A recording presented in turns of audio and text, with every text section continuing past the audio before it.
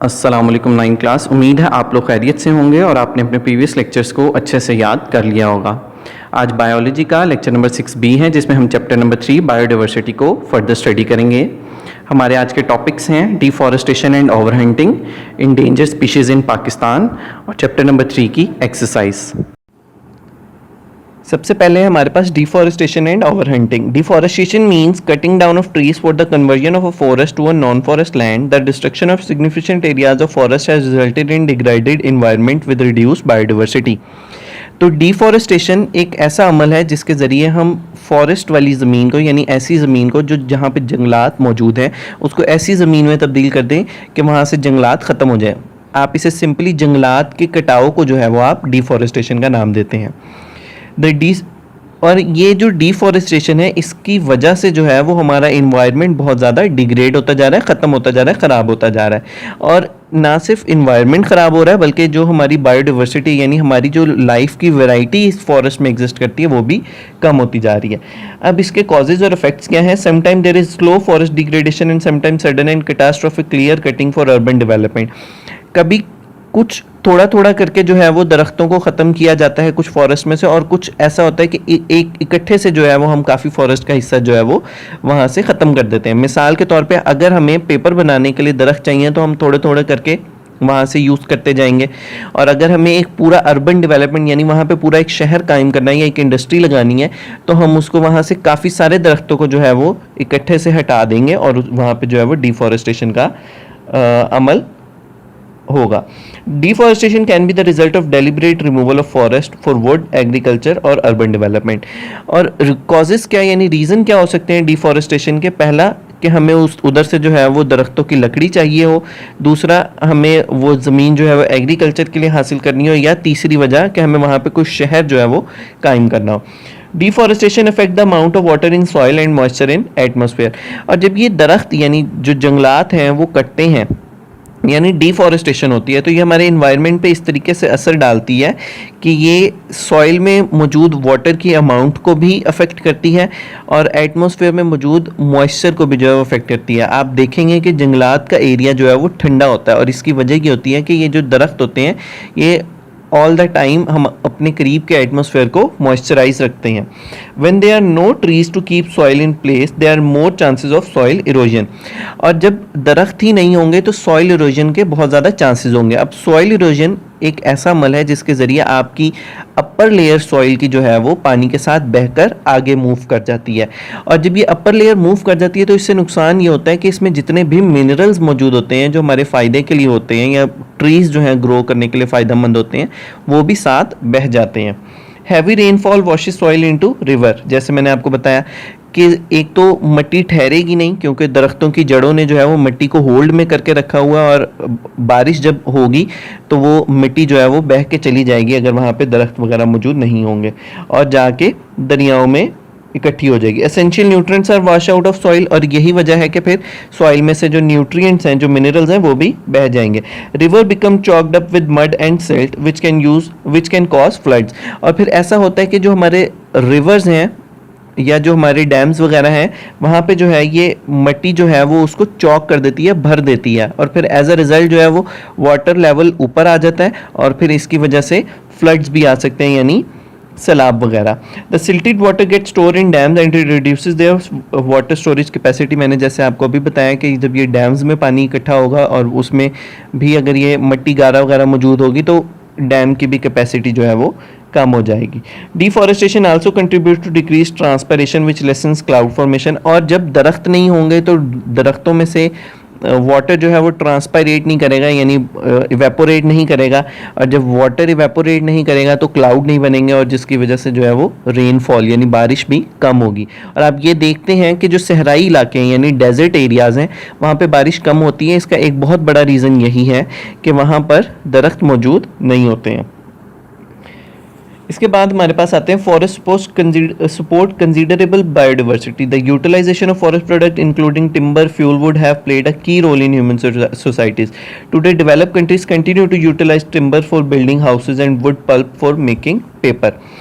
Forest जो है वो उनका बहुत ज़्यादा इस्तेमाल है हमारी लाइफ में। मिसाल के तौर पे हम जो है वो दरख्तों को इस्तेमाल करते हैं, दरख्तों की छाल से कागज़ बना लेते हैं। इसके अलावा जो टिम्बर का इस्तेमाल है वो बहुत सारी डेवलप कंट्रीज़ में टिम्बर जो है वो घर के मटीरियल और घर बनाने में जो है वो इस्तेमाल हो रही है। The forest product industry is a large part of the economy, और ये फिर इस तरीके से इकोनॉमी का एक बहुत बड़ा हिस्सा बन गए। Short term economic gains made by conversion of forest to agriculture often lead to loss of long term income. और जैसे मैंने आपको शुरू में बताया था कि अगर हम दरख्तों को काट देते हैं एग्रीकल्चर लैंड के इस्तेमाल के लिए, तो भी ये हमारे लिए एक नुकसान है, क्योंकि फॉरेस्ट जो है वो हमारे लिए एक लॉन्ग टर्म फ़ायदा देते हैं, जबकि एग्रीकल्चर हमें वक्ती जो है वो इकोनॉमी का जो है बेटरमेंट प्रोवाइड करती है। Forest extract carbon dioxide and pollutants from the air, दस कंट्रीब्यूटिंग टू बायोस्फीयर स्टेबिलिटी। और क्योंकि ये कार्बन डाइऑक्साइड के लेवल को मेंटेन करते हैं, दरख्त जो हैं वो खुद कार्बन डाइऑक्साइड को इस्तेमाल कर लेते हैं, इनहेल कर लेते हैं, तो ऐसे में हमारा बायोस्फीयर भी जो है वो स्टेबल रहता है। Forests are also valued for their aesthetic beauty and tourist attraction. These important aspects of forests are also harmed due to deforestation.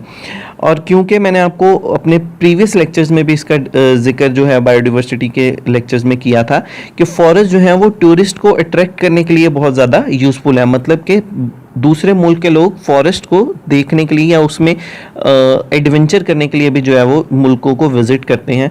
जैसे कि अमेज़ॉन में बहुत से लोग एडवेंचर के लिए जाते हैं, लेकिन अगर किसी मुल्क में दरख्त जो हैं वो काटे जा रहे हैं, फॉरेस्ट ख़त्म किए जा रहे हैं, तो ये टूरिज़्म भी जो है वो वहाँ पे ख़त्म हो जाएगा।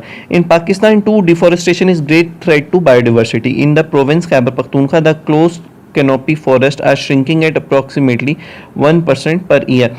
और जो खैबर पख्तूनख्वा में जो हमारे पास कैनोपी फॉरेस्ट है वो 1% पर ईयर जो है वो श्रिंक यानी छोटा होता जा रहा है। छोटा होने से मुराद के उसके साइडों से जो है वो दरख्त जो है वो कम किए जा रहे हैं। आगे है हमारे पास ओवर हंटिंग। ओवर हंटिंग मतलब ज़्यादा शिकार करना। Over hunting has been a significant cause of the extinction of 100 of species and the endangerment of many more such as whales, ibex, urial markhor.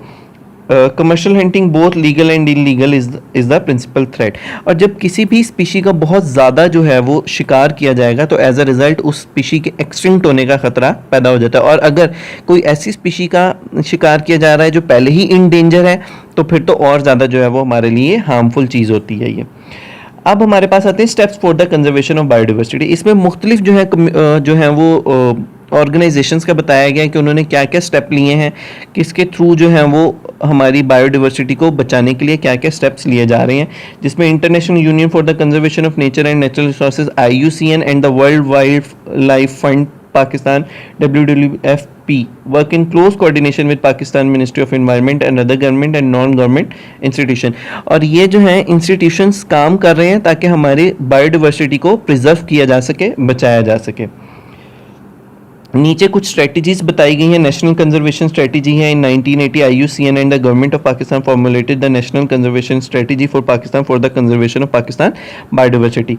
ये एक स्ट्रेटजी तैयार की गई ताकि पाकिस्तान की जो है वो बायोडिवर्सिटी को सेव किया जा सके।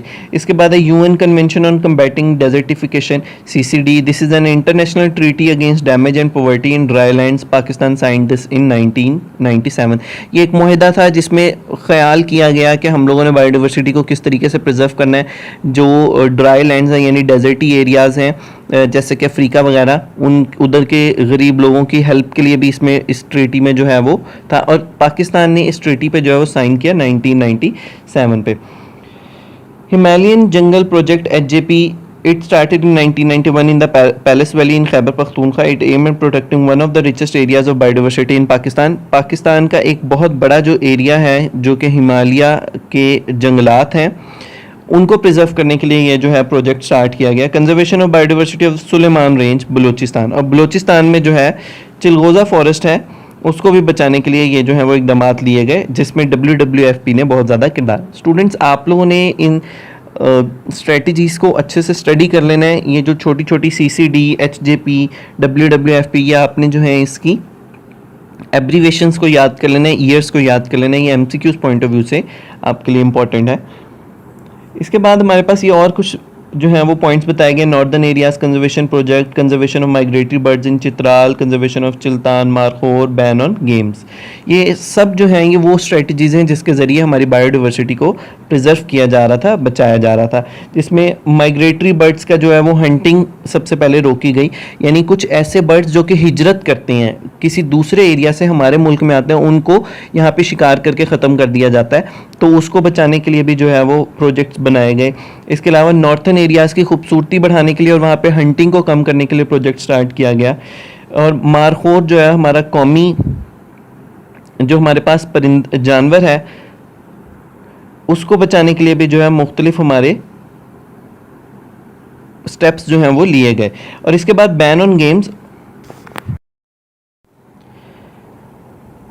जिसमें बैन ऑन गेम्स में ये चीज़ एक्सप्लेन की गई कि हर वो गेम जिसमें जानवरों का इस्तेमाल किया जा रहा है वो उस पर बैन कर दिया गया। ना सिर्फ वो गेम्स जिनमें जानवरों का इस्तेमाल किया जा रहा है, बल्कि ऐसी गेम्स जिनमें जानवरों का शिकार भी किया जाता है वो भी गेम्स जो हैं वो बंद कर दी। मिसाल के तौर पर आप देखते हैं कि दूसरे मुल्कों से लोग आके हमारे मुल्क में शिकार खेलते हैं। जैसे आप लोगों ने भी लास्ट ईयर्स में देखा होगा कि जो सऊदी अरब के शहजादे हैं वो आते हैं और यहाँ पर जो है वो गेम्स खेलते हैं, तो उस चीज़ पे जो है वो परमानेंटली बैन लगा दिया गया।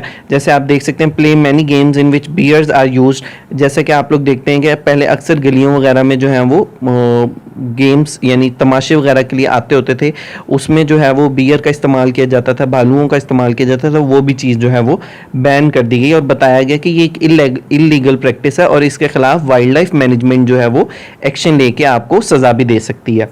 इसके बाद हमारे पास आती है इंडेंजर स्पीशीज़ इन पाकिस्तान। ये 3 इंडेंजर स्पीशीज़ हैं जो पाकिस्तान में पाई जा रही हैं, यानी ये ख़तरे में हैं, इनकी स्पीशीज़ बहुत कम रह गई हैं, जानदार बहुत कम रह गए हैं, और अगर इनके लिए कोई इकदामात ना किए गए, कुछ स्टेप्स ना लिए गए, तो पॉसिबल है कि आने वाले फ्यूचर में ख़त्म भी हो जाएं। जैसे कि इंडस डॉल्फिन है, only 600 animals of the species of Indus dolphin are left today in the Indus river. Indus river में सिर्फ 600 जानदार हैं जो कि इंडस डॉल्फिन के बाकी हैं। The population of the species decline due to water pollution, poaching and destruction of habitat.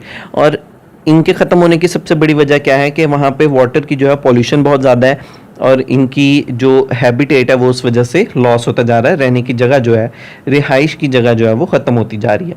अगला है Marco Polo sheep. Marco Polo sheep are mostly found in Khunjarab National Park and nearby areas.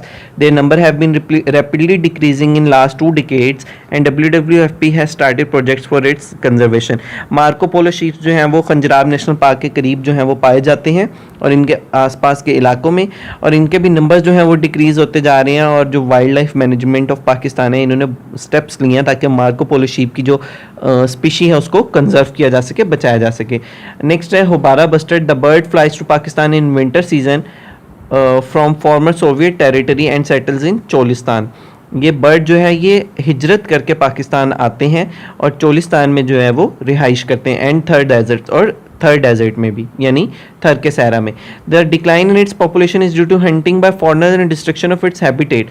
और इनकी भी जो है वो numbers decrease होते जा रहे हैं, और इसकी वजह क्या है कि जो बाहर के लोग यानी दूसरे मुल्कों से आते हैं, जैसे मैंने पहले भी जिक्र किया, वो आके यहाँ पे शिकार खेलते हैं और इन जानदारों को जो है वो किल कर देते हैं, ख़त्म कर देते हैं, और एज अ रिज़ल्ट जो है वो हमारी स्पीशी इन डेंजर में आ गई है। आप लोगों ने इन मार्किंग को अपनी बुक पर जो है वो नोट कर लेना है। इसके अलावा इन टॉपिक्स को आपने अच्छे से याद भी करना है। एक्सरसाइज के शॉर्ट क्वेश्चंस और एमसीक्यूज़ आपको पीडीएफ फॉर्म में सेंड कर दिए जाएंगे, जहां से आपने एमसीक्यूज़ अपनी बुक पर नोट कर लेने हैं और शॉर्ट क्वेश्चंस को नीटली अपनी कॉपी पर नोट डाउन कर लेना है। उम्मीद है आप लोगों को आज का लेक्चर समझ आ गया होगा। इन टॉपिक्स को अच्छे से याद कर लीजिए और बुक पर मार्क भी कर लीजिए। अल्लाह आपका हामी नासिर।